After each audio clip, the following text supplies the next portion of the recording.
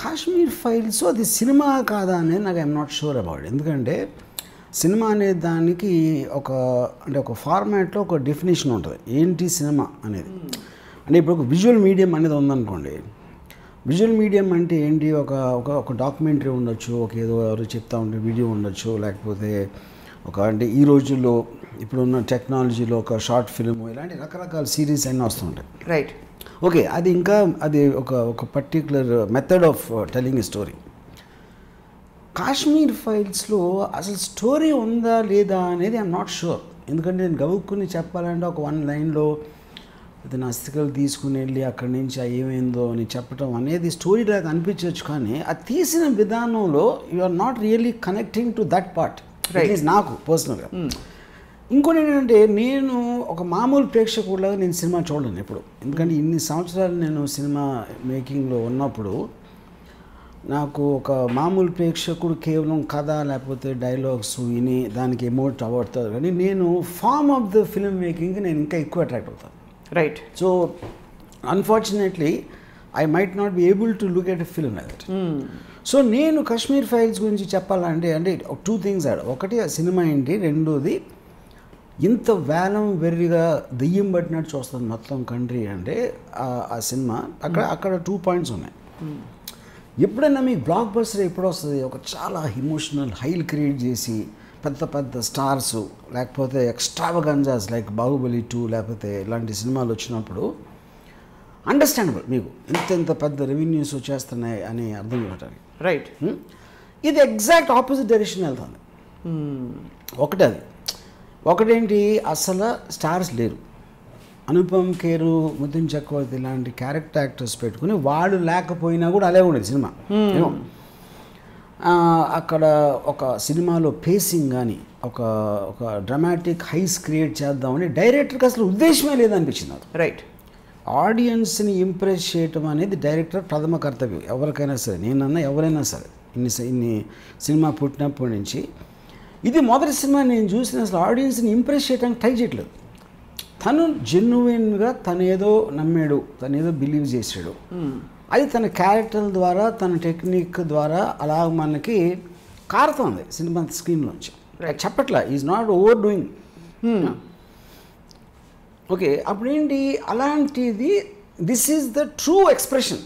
Right. ఇప్పుడు ఎక్స్ప్రెషన్కి కమ్యూనికేషన్కి అవతలోడికి అర్థమయ్యేటట్టు ఇంప్రెస్ అయ్యేటట్టు చెప్పడానికి, నేను చెప్పదలుచుకుంది చెప్పడానికి చాలా తేడా ఉంది. సో ఎక్స్ప్రెషన్ ఏమో నా ఇష్టం వచ్చింది నేను చెప్తాను. ఎక్స్ప్రెషన్ అంటే నేను అనుకున్నది నేను ఇలా చెప్తా, నీకు నచ్చేలా చెప్పడానికి నేను ప్రయత్నించను. That is a difference. Expression communication. That is what I first time saw in a film in Kashmir files. ఇప్పుడు వివేక్ నాకు ఒక 15 years బ్యాక్ బాగా తెలుసు. తను చాక్లెట్ అని ఒక సినిమా తీసాడు. నేను ఎప్పుడు తనలో ఇంత మెచ్యూరిటీ ఉందని నాకు అసలు absolutely had no idea. So నేను ఈ సినిమా చూసి నేను మెసేజ్ పెడితే ఒక ట్విట్టర్లో అంతా తను రియాక్ట్ అయ్యి thank you but you are the original disruptor అని పెట్టాడు. సో డిస్రప్టర్ అంటే వెళ్తున్న ఒక ట్రెడిషన్ని అడ్డుకట్టు కట్టేసి దాన్ని మార్చేసి మలుపు తిప్పడం అనేది డిస్రప్షన్ అంటారు దాన్ని. అలా చేసిన మీరు యాక్చువల్లీ శివాతో చేసినారు. That's what he meant. So నేను అన్నాను I might be a disruptor but you are a destroyer అన్న. లిటరల్లీ. ఎందుకంటే I don't agree with the point that ఇప్పుడు శివ అనేది పాత్ బ్రేకింగ్ సినిమా అని అంటారు, కానీ it is still in a very commercial format. అది రైట్.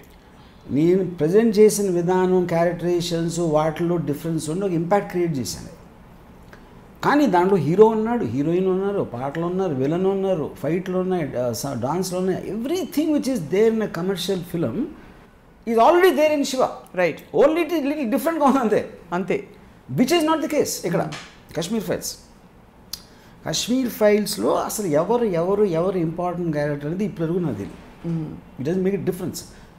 ఆ ఫిల్మ్ అనేది ఏదో ఒక అంటే I'm running out of words actually to describe how you felt. What did you actually feel when you were watching the film? నేను ఆనెస్ట్గా నేను అసలు కాంటెంట్కి నేను అసలు సీరియస్ తీసుకోలేదు. ఎందుకంటే కాంటెంట్ వైజ్గా నేను చూస్తే నేను నిజంగా అంటే ఇప్పుడు వాడు ఎన్నో జరుగుతాయి ప్రపంచంలో.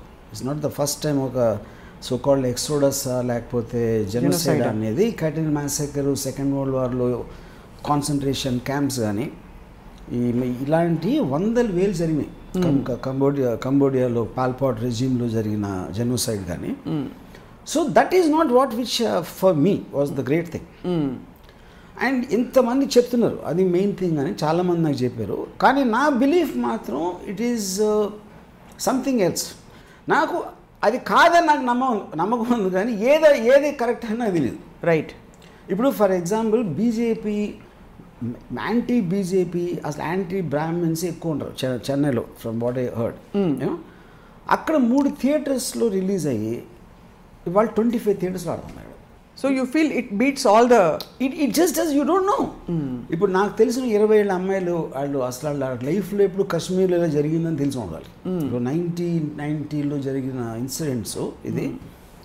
వాళ్ళు అప్పుడు పుట్టలేదు, 10 years తర్వాత పుట్టారు. 10 years తర్వాత పుట్టి ఇవాళ సడన్గా ఒకరోజు మేల్కొని కాశ్మీర్ ఫైల్స్ చూసి వాళ్ళు అంత ఎమోషనల్ ఫీల్ అయిపోతే ఐ డోంట్ థింక్ అండి ఇది ఒకవేళ ఒక్క సెకండ్ ఫిక్షనల్ సినిమా అనుకున్నాం, రియలిస్టిక్ కాదు. నా ఉద్దేశం అంత ఇంపాక్ట్ ఉంటుంది.